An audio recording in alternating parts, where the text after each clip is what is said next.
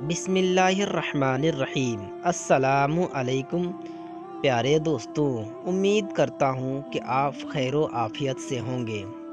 अल्लाह ताला ने हम पर इस्लाम के जो बुनियाद रखे हैं वो बुनियाद 5 हैं। उनमें से एक रोज़ा भी रखना है।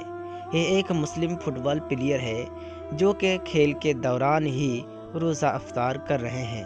अल्लाह के नबी जनाब मोहम्मद रसूलुल्लाह सल्लल्लाहु अलैहि वसल्लम ने इरशाद फरमाया, मन साम रमज़ाना ईमाना व इहतिसाबन गुफिर लहु मा तक़द्दम मिन ज़ंबी। एक मुस्लिम प्लेयर इस हदीस को मद्देनज़र रखते हुए अपने खेल के दौरान भी रोज़ा रख रहे हैं।